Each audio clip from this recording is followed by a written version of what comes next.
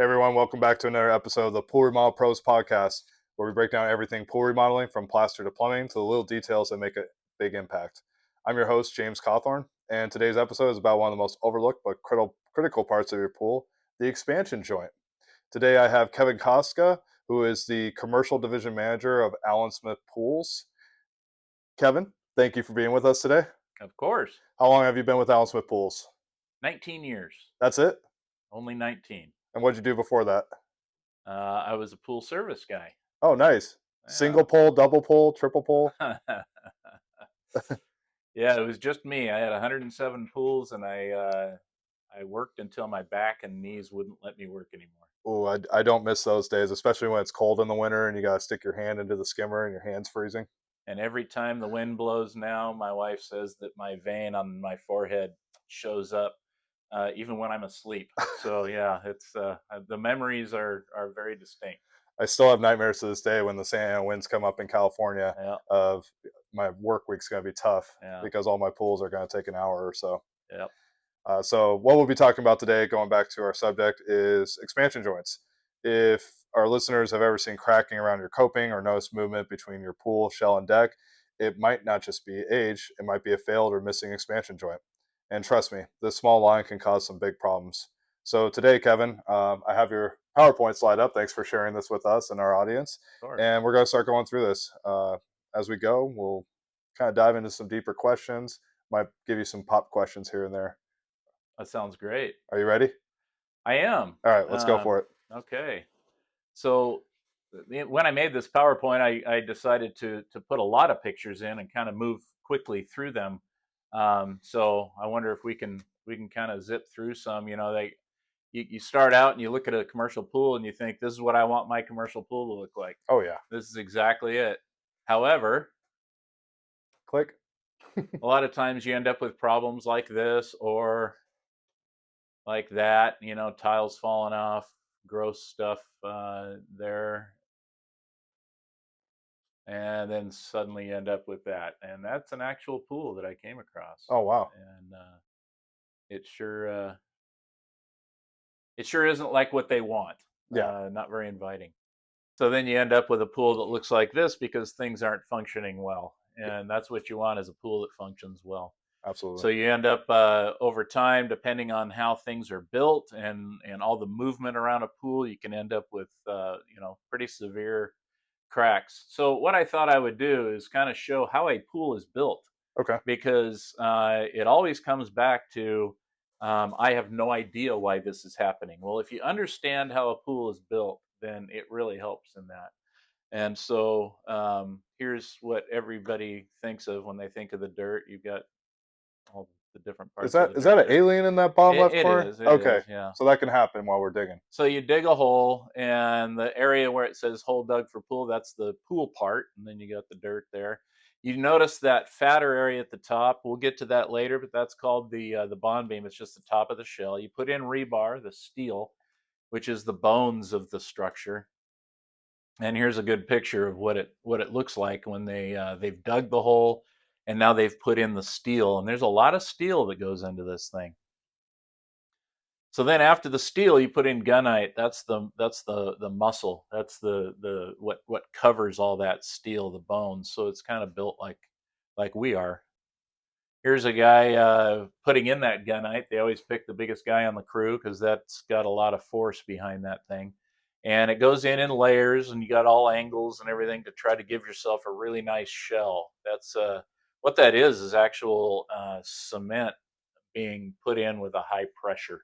So it builds a really strong steel. But you got to make sure that you have enough shell on both sides of that steel to make sure that you aren't going to rust out that steel over time. Here's another shot how he's building up the cove right there and going up on the wall. So, quick question for you. Do you Yeah, mind going back? Is that gunite or shotcrete? Do you kind of? I've heard both terms when I'm out in the field. good question. It is. Gunite is a general term, and Okay. then you have dry shot and wet shot. This here is dry shot, and that is the dry material being pushed through the hose, and the water is only introduced right at the nozzle. and they mix at the nozzle and get shot on there. More times than not, now you're going to find wet shot, where it's wet all the way through the hose and it's shot out at high pressure, and that's what you typically have now is the wet shot, but it's all called gunite. Is it better to have the wet shot versus a dry shot? Well, since that's the way everybody's going these days, I think that's the way it goes. Sounds good. Yeah, Hey, I just yeah. want to make sure in case you walk out to a property, you see a guy doing a dry shot. There's nothing wrong with dry shot. I have Okay. dry shot in my pool in my backyard. Yeah. It's before I knew anything about building a pool. I wish I would have watched this first because they did a lot of mistakes, and I paid for them as time went on. So, yeah, I know a lot more now, but I'll never build another pool. I do not like building pools, just so you know. So, what happens when you don't have enough gunite or wet shot or whatever shotcrete um, on the above the rebar? What you notice here is you notice cracks, and they actually go in a pattern. You can see a fairly straight, I mean, not straight lines, but a fairly straight line of where the rebar is. That's typically where the shell is too shallow, too thin between the top, what we're seeing, and the rebar. So if it's too thin, it's going to crack. Water gets in there, then it rusts. So here's what you have once the shotcrete is in there. Now you've got organite. You have what's called the bond beam, like I said before. What the bond beam is it gives you a good base to put your coping on, and we'll talk about what coping is in just a second. There's your coping put on by mortar, um, and you want what you're really looking for is you're looking for the shell of your pool, which includes the bond beam and the mortar and coping, all to be one piece. And we're going to get into why that's important compared to what's on the other side above the dirt. Then you put on your waterline tile. This is the order of how this thing is built. Put on your waterline tile. Now here's what this is really going to key in is this expansion joint. And that's what goes in next before you pour your deck. Now this is a concrete deck that's poured, and that foam, it's actual foam, is the expansion joint between the deck and the shell of the pool, and that is extremely important. You have all this construction going on, and that foam is one of the most important parts of this whole build. So then they tear off the top of the foam and put in mastic. You guys probably all know what mastic is. It's that rubbery stuff. Um, uh, I think it's also called Deco Seal, right? That's a common name or a brand. that's a brand name. Okay, like Kleenex to tissue, right? Exactly. Okay, Coke to soda, there you go. all that kind of thing. But anyway, that mastic is the only reason for it is to keep the water out of that expansion joint. So mastic is a waterproof element, and it's also chemical proof. It's been tested, and so the pool chemicals, when it hits it, it won't disintegrate it. And it's stretchy so that everything can move and keep the seal there. You all know what Yeah. this is. It's that rubbery stuff. If you put your thumb into it, it'll actually move. So here's a good way to see what you have here. You have your concrete deck. You have the mastic, what that arrow is pointing to. You've got your coping. This is safety grip coping used around a lot of commercial pools, and then obviously the water. Um, so that gives you a good idea of what's on the edge of the pool. Here's the guys plastering because that's the next thing that goes in. So now that yellow part, that's the plaster. That's the last thing you do before you fill up with water. All right. So you've got your own. By the way, this comes up a lot. You see where the water line is there? That's actually called the water line, and that tile that's there is called the water line tile. And the reason for that is because you need an area that can be wet, dry, wet, dry, wet, dry over time, and porcelain tile is the best thing for that. If we plastered, I get this question all the time. If we plastered all the way up to the coping, now what you've got is you got plaster material that gets wet, dry, wet, dry, wet, dry, and it's going to fail very quickly. Plaster is always supposed to be underwater. It always needs to be wet. If it dries out, which you know that when we do any kind of a acid wash, anything reason why we drain a pool, there's lots of reasons why. You don't want to do that very long or the plaster will fail. It does not like to be dry. See, I thought plaster was cement though. Like, why can't like it just dries out? Why does it do that? Yeah. It's a much different makeup than, let's say, the coping up there. You see, the coping is made out of a cementitious material also, but the makeup of it is meant to be dry. Now it can get wet from time to time, but it's meant to be in a dry environment. Plaster, since it's underwater almost all the time, its formulation is meant to be wet at all times. So it would be a whole different material if you knew you were going to drain it every day and let it sit overnight dry. You would have to put some completely different material in there because it's supposed to be wet at all times. Your concrete deck over there is meant to be dry as well. So mastic, that's that rubbery stuff, and here's where it's failing. Now, James, if you looked at this picture, why would you think that mastic is failing? I would say it looks like the pool or the coping is moving away from the deck. Uh Like huh. it's like maybe you have a structural issue going on. Yeah, a lot of people think that it's the pool moving away from the deck.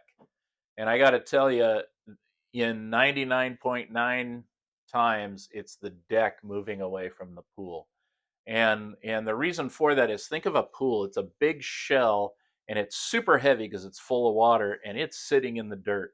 It's probably not going to move unless you have some really big issue, and so it's gonna remain sitting there. And not only that, but think of it this way: that pool maintains this roughly the same temperature all the time because you got water in there that stays the same temperature. Now, over the course of weeks, it can change temperature, but very slowly. That deck actually changes temperature a lot because at night it's usually pretty cold, and then the sun hits it and it gets very hot. What that does is it actually expands and contracts quite a bit. That concrete deck is going to expand and contract. That's why you need something rubbery that will move with it. The other thing it does is that deck will move more than a pool does for all kinds of different reasons. We live in Southern California. You can probably figure that out.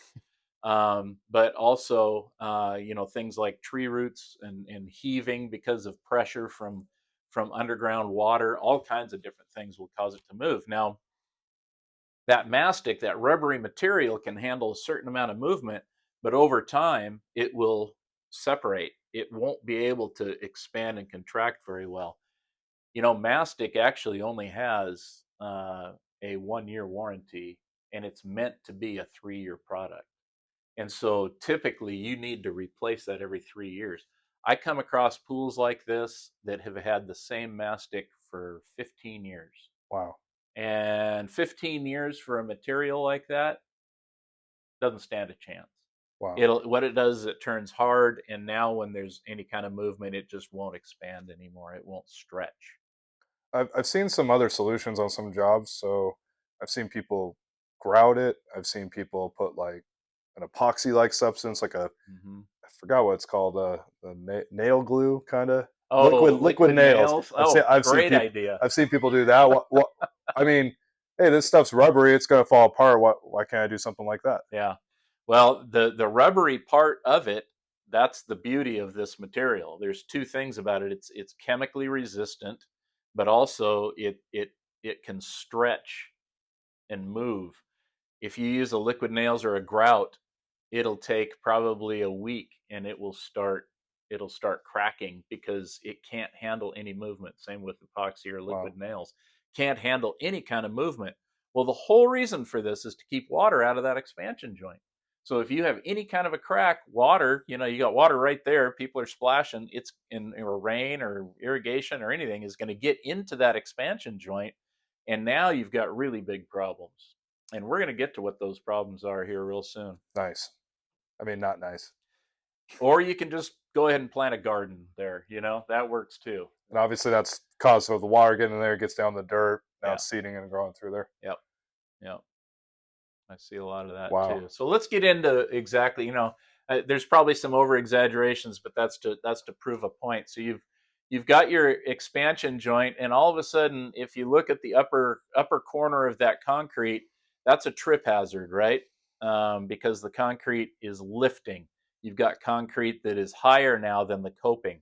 That's a problem for two reasons. Number one, it's a trip hazard, and especially for commercial pools, you're looking at a problem for liability. But number two, if you have water getting up onto that coping, now you've got an area where the water is going to just stay, and the health department hates that because that's an area for algae, which makes it very slippery, bacteria, all kinds of bad stuff if you have a little puddle of water right there. Here's a good example of the concrete deck. Now the coping is on the left, the concrete deck is on the right, and you can see where the concrete deck has lifted. And also, it's a good example. You see the white stuff? That's the foam that we were talking about. Oh yeah. That's the foam, and then the mastic is on top. Well, look at that. That mastic couldn't stick anymore. It stretched, but then it finally just gave up and broke. And it shows that foam there. Well, you've got about an inch of height over there on that deck, and that's because what happens, the last picture that we saw up here, what happens is when you have a bad mastic, the water will get down into the dirt. What happens when dirt gets water on it? It expands. And when that expands, it pushes the deck up. Now, in this case, it broke the deck, which it does quite a bit. Sometimes it'll take the whole panel and just lift it up. But no matter what, the dirt is expanding because of all that water, and it's pushing that deck up. And that's what happened here and here. Wow. Now, what happened here, what's interesting is the deck lifted, and then they asked for new mastic. So you see that mastic joint down there? It doesn't look too bad. They poured mastic down in there after the deck had already lifted. So, okay, you're not getting any more water in there, but the damage is certainly done. The other thing to think about with this photo is this is a huge trip hazard, right? Huge. Yeah. Especially if you have kids. I mean, kids run around the pool. I know most signs will say do not run, but they're Yeah. going to run around the pool and Yep. whack. Well, and old people like me, this hurts my ankles to look at it because I can see myself stepping half on the deck, half on the coping, and rolling my ankle and falling in the pool or Or something. better yet, the teenager who's texting on their phone and Oh, there walking. you go. Yeah. Yeah, you would never do that, would you? No, never. Now it can also cause sharp corners when it goes up like that and it breaks off. Now all of a sudden you got a really sharp corner. So this whole thing about deck lifting is a big problem. I see it on so many pools that I go out to. So what do? You got this situation where you've got that deck that's lifted. You have the trip hazard. You've got the water that collects. What do you do about it? Well, you can grind down your deck. It looks kind of funky, but you can grind it down, make it flat, and then you put in your foam and your mastic again. That's one. Or actually, you'd put sand in and then mastic. So, is that a good idea? Well, there's some issues. If the deck has steel in it, now you're getting real close to that rebar, that steel, and you're going to get rust issues. The other issue is it looks really weird because now you've ground down into the larger size aggregate, and it just looks different. So, not always the best idea. So, what's this? You see where the coping is there, and you see where the deck is. The deck can also sink. Why is that? What causes the deck to sink? Well, it could be a few things. It could be that it wasn't built properly in the first place. It could be because water has gotten in there and actually taken the dirt away. Now all of a sudden you got a bridge, you got nothing holding it up, and it'll sink. Well, that's just as much a problem as the other. You got a trip hazard, and you got an area where water is going to pool up. Look at that. Look how bad that one is. And Wow. and if you look down to the right, they tried to fix it by adding some material to it. Well, when you add cement on top of cement or cement on top of concrete in this situation, um, it never holds. It's a cold joint. It'll never hold. You're putting one material on top of the other, and over time, it's going to deteriorate. The other thing is you can see that they did that and then it continued to sink. So you're still got, an inch and a half, 2 inches of elevation problem. Well, you can see for a commercial pool, that's going to be a problem. Little kids running around there. This is that pooling of water I was talking about. Health department absolutely hates this. You can see where the algae is forming. That's extremely slippery, and it's unsafe just because it puts bacteria and things like that that can go into the pool. And What's that white? It looks like almost like white plastic right there. yeah, we call them zip strips when the deck is first put in. A lot of times they used to use plastic zip strips for their expansion joint. That way, you don't. It takes a lot less maintenance because those zip strips usually last 15 years. However, if they do crack and break, they are extremely sharp and they can cause severe injury. Um, and so then what we do when they do break and crack is we grind those out and put mastic in. But yeah, that's the way that those used to be made a long time ago. I think I've long also seen wood in there too, right? Oh boy. Wood and Oh metal. yeah. Yeah, they used to use redwood 2x4s, and Wow. now you're really in trouble because what do you replace that wood with once it rots? We would typically then have to pour new concrete in there and then grind it out and put mastic. So Wow. that's a difficult situation. So what do you do when it does that? Well, you have to pour new deck in some area, get rid of that deck completely and re-pour those areas depending on the slope and everything, because you still need to slope towards drains, so it becomes very tricky at that point, and then you make yourself a new expansion joint. So we can't do the opposite here. We can't grind down the coping and make that even. Yeah, that's you really can't. I, I've never seen it happen before, Oh, actually, okay. but uh, I think you would end up, if you did that, you would end up compromising the strength of that coping that doesn't have rebar in it. Okay. I think you would compromise it by making it thinner. And then you might be running into some other issues. I don't know what that would look like either. That'd be interesting. I'm going to put that and put that in my thinking cap and see. I'll try it. How's that? uh, I'll get back to now you. you got me nervous. I'll get back to you. Oh, I'll put your name on it. Don't worry Oh about no. it. It's just a little bit of liability. So here, what you have is you got a little bit of both. You got the deck that's closest to us that's sunk, the deck that's farther away from us that's raised. Um, that's weird, huh? Yeah. And yet the pool coping is level, and that's one of the things you always have to have your coping level because water doesn't lie, and so you can't put your water in crooked to make up for how your crooked coping is. So yeah, that needs to stay. So yeah, a lot of work to be done here. And then when you Whoa. get real bad, then I always Wow. put this one in there just for fun because it's pretty ugly. But this is actually what can happen if the pool floats, is what they call it. Think of the pool shell. It's like a boat, and if if you empty that boat, so there's no weight holding it down, and let's say you get a lot of rain. This looks like it's on the east coast where they get a lot of water in the ground.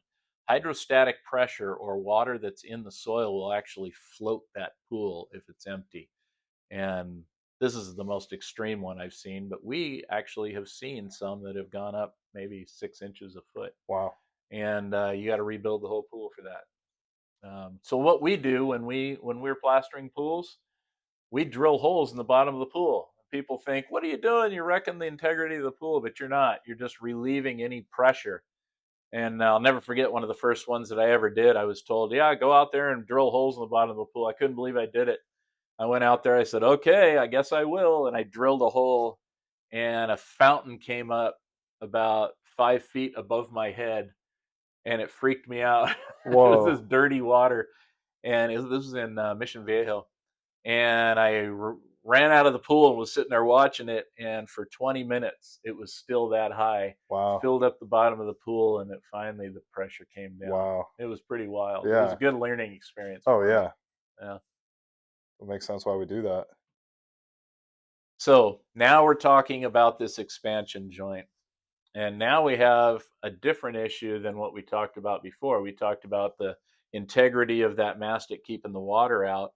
Now what we're going to talk about is the size of the mastic joint and what it's really meant to do, and what the problems are that can occur if the expansion joint is not a true expansion joint.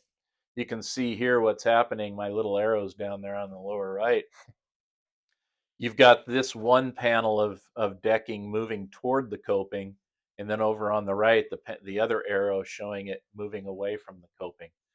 Decks are crazy. They can move a lot depending on what's going on in the just the area, and you can have them actually moving that way, separate from each other. Oh, and by the way, you can see that zip strip I was talking Oh about. yeah. You see that?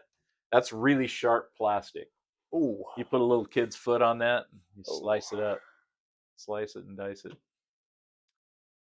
So here's where we're going to get to a situation that I see a lot. Um, if you have a shallow expansion joint, in other words, the foam didn't go all the way down to the dirt, and when they poured the deck, it actually touches the coping, what happens to concrete? It moves, it expands, and it contracts. If you don't have a complete separation between that deck and the coping, you're going to pop that coping. And here's a good example of that. Those areas where the arrows are, it shows actual cement material from when they poured the deck. The coping, um, you see the coping over on the right and the deck on the left, and that material is kind of a gray like the deck. That's going to be pushing on that coping, even just a little bit like that. So you can see here where that arrow is, it shows another picture where the concrete is making contact with the coping. And if you look at the two pieces of coping in between, what do you see?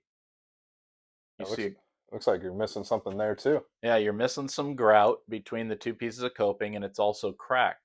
Well, what happened is that upper piece of coping, because that's touching, the deck has expanded or moved into it and broken it loose. And now you've got a crack in between the two pieces of coping as well. And it's going to be getting rid of that grout in between them. And here you've got the mastic that's missing. Now I got to admit that might be because I pulled that piece of mastic out just so I could show that. Yeah. I'm not sure though. Been a long time. I've been working for 19 years at this company, so who knows. Quick question for you. Yeah. So, is it important to keep the grout between the coping? I know we said grout's bad between coping and deck, but grout good between coping? Yeah. Remember when we talked about how the pool was built, how you want to have a shell that's all one piece that moves from the floor to the wall all the way up to the coping? That all has to be one piece, and it all has to be secure. So that's why grout works great between the pieces of coping, because that all needs to stay without movement at all. Once you get movement, which is like what happened here on the top piece of coping, once you get that movement, boom, you crack it. So here's the interesting part. When this happens and it cracks it moves that coping, it bumps into that coping, you get this crack that's at the mortar bed. And I don't know if you've ever seen where in between you see the waterline tile and the coping. Yes. If you're looking at an actual pool and you see the horizontal crack between that waterline tile and the coping, it's exactly because the deck has pushed into that coping. Uh, I've seen thousands of pools, and I've probably only seen a couple of times where the problem was how the coping was secured to the bond beam. It's it's almost every single time because somehow the deck has made contact with the coping and caused it to move and crack. Here's a good example of that. This is, you see that above the waterline tile and below the coping? It's separated. That's because the deck has bumped into it. Same thing here. Here you've got, it's pretty bad. It hit it and kind of knocked it up a little bit, pushed it up, and it caused that big cavity. Now, what happens when you have a situation like this? People are in the pool, maybe you overfill your pool, but when people are splashing in the pool, water gets in there And now not only is the water migrating to the back, and we've got that problem, no matter how good your mastic is, we got that problem of expanding soil. But this water is not meant to saturate your pool shell. Remember the gunite that we had? That stuff's real porous. And if you get a bunch of water in there all the time, it's going to disintegrate that. And when you disintegrate your shell, you're messing up your pool. You got no more strength left, and then you're going to have a lot bigger issues. And it looks like someone try to do like a patch there or some sort of grout over that joint, At some point, they did, yeah, and it yeah. still moved.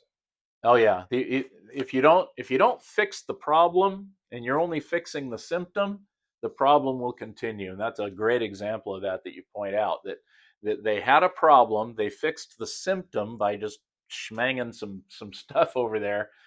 It's not gonna relieve the pressure that you have. That's the real problem. So that shows that I'm actually lifting it with my thumb there. It's being lifted. Oh, here, I love this one. Wow. So here's a good example of another reason why you don't want water. We had that crack, and you don't want water to get in there. Why is that? Because these plants around there are thirsty. They're trying to get water. They're going to find it however they can. I think this pool man also had a weed whacker and was whacking those things down or something. But those roots will find a way. And as you can see, the picture before, it actually lifted the coping up. What is that? An inch and a half, something like that. It lifted it up completely. This something like that happens, and your deck is gone, your coping is gone. You got to basically get rid of all that and start over again. So this all started because the deck was not properly poured and made contact. So that's how important that is, to have a good expansion joint. It looks like again that they try to put something over there to seal it or hold it together Oh at one yeah, point too. that's actually silicone. So what they did is they saw the separation and thought, well, let's just make sure water doesn't get back there to those roots, and they just put a bunch of silicone in there to keep the water out. Who knows? Maybe that saved them for a few days. But on commercial pools, the problem is people are in there. They pick at things all the time. We see them. You get We bored. Yeah, you get. I don't know what it is, but they pull things out. We see actually with the mastic up on top that people start picking at them, and then they'll start pulling it all out. You Oh, know how geez. that is. Yeah. So So, quick question, also just side thinking. So, even though the water is chlorinated, or I know some pools might have salt, the plants still try to drink that oh, water. absolutely, they love it. I thought it was like bad for them. It's not. Okay. It's not. Water's water. It's got Yeah. a. You'd be amazed at how little chemistry is in pool water when it comes to like what plants like. You can drink that pool water. Maybe if you drink a gallon of it, it might not make you feel very good, but it's not harsh enough to do damage to us or the plants. Now, if they're looking for water, they'll find it, and then it'll start popping tiles off. We have a lot of times we get questions, hey, somebody didn't put the tiles on very good. Can you come and put the tiles back? Well, usually that's the symptom to the problem. And so we always go out and we say, yeah, we understand that, we could put those tiles back on, but give it a couple months and they'll be off again. And so it leads to a larger repair. So that's the shallow expansion joint. How do you fix that? You got to lift up the coping, okay? Because that coping was already loose. You saw the crack that went there. It's already loose and hollow. If you knock on top of that coping, it'll sound like a hollow door. So you lift that up. You cut a new expansion joint that goes all the way down to the dirt. It's very important that you do. You put the coping back on with some thin set, something that makes it nice and strong. You fill that with sand and then mastic, and now you're good to go. Sand doesn't have the same effect because it'll actually crunch. It'll move. Oh, Not like the deck that the concrete that'll be hitting the coping. so why don't you put foam back there? Why do you do sand instead of foam? Well, foam. The only reason for foam is so that you can pour something up to it. Like you Okay. couldn't put sand up against the coping. It doesn't hold its shape. So you put foam in there because it holds its shape. You pour the deck up to it, and now you've got that expansion joint. But now you've got a channel, so you can pour sand in, and then the mastic. Mastic is not supposed to be that thick. It doesn't work when it's 3 inches thick like that. You want it to be about 3/4 of an inch thick and 3/4 of an inch wide. That's the perfect expansion joint. And then most of the time when you're resetting the coping too, I saw in your last frame, if you go back a couple clicks, are you oh that one? Are you able to save the tile when you're resetting the coping, or does it have to get replaced? Most of the time, the tile is not a problem. Now, sometimes, like the picture that we looked at back here, Yeah. if we were to do this one, we would remove the coping. We would do the, saw cut the expansion joint nice. We'd put the coping back on, make it nice and solid, and then, and obviously put the mastic in, and then we could put that tile on, and we aren't worried about the tile popping off because that coping is not going to move and pop it off anymore. It's going to be solid and all one piece. That's what we're looking at for the the shell, the plaster, the coping, the tile. We're looking at all one piece. Once you start separating that is when you get the problems. And so sometimes, if you'll notice here, just on the left of that 3.5, as a matter of fact, in that 3.5 tile, do you see something weird about that? Yeah, there's a little line going through there, it looks like. Yeah, and that's a crack. And now, why is it cracking way down there? Because you've got your coping up there, and you can see how that's come loose. You see between the tile and the coping, you see that crack. So that coping has come loose. But we got a bigger issue here because we've got a crack not only at the bottom of that 3.5 tile, but it moves up through where those tiles are missing, and you can follow it all through that grout line between the top tile and the middle tile. And so there's a bigger problem going on here. So look at what I have here. When you put in the expansion foam on this one, it was so shallow that the dirt was so low that the deck concrete actually goes down and hits the bond beam. So this is how strong. Remember, I talked about the expansion and contraction and the movement of concrete deck panels. This is how strong it is. It will actually move and crack that whole bond beam. That's super strong gunite. That's got steel in it. It's moving the whole thing and causing a crack. And now you can see it'll go down all the way to the plaster possibly, or it'll go into the middle of the tile. So here's a picture of where that has really taken on a good crack all the way down into the bond beam. That one goes starts up there at the coping, comes all the way through the tile, goes all the way down to the plaster. So now it's cracked way down in there. Now what happens? What was going on here um, when they didn't take care of this crack for, let's say, 3 years, which is probably how long it was? Water was continually seeping into that crack, and it's causing damage behind the pool. It's eating up your gunite. It's expanding your soil. I don't know what the decks looked like on this one, but I'm sure it wasn't pretty. Now, when you have what's called an outside corner, this is an outside corner. You can picture what an Are, inside corner would are be you like. sure that looks like a smiley face right there? Yeah, it does, doesn't it? It's got the two eyes and everything. Um, got two ears too. But anyway, what happens is when that corner concrete is able to hit any of that bond beam, it'll crack that whole corner out, and that corner that looks like a V, sort of that crack, that's taken out the whole corner. So what do we do when we have a situation like that? We got to get all the way down, and all of that, where that crack was. This is a good example of how the water can can really affect the shell of the pool. So when it was just a crack before I don't know if you could see it, but they tried to repair it at some point with some kind of probably epoxy putty.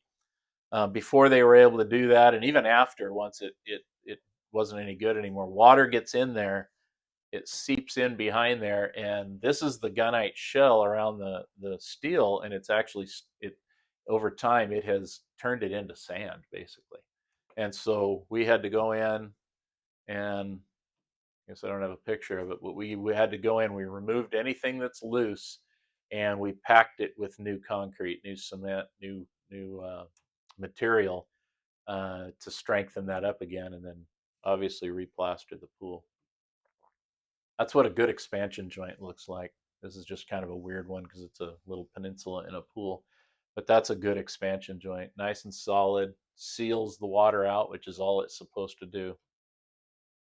So one of the sayings that I always have about this is what Benjamin Franklin said: an ounce of prevention is worth a pound of cure. Expansion joint and mastic is such a small part of, if you look at this whole picture and how beautiful it is and everything. You have a mastic joint that's supposed to keep the water out of that expansion joint, and it doesn't work. It's not doing what it's supposed to do, and you can cause so many of these issues.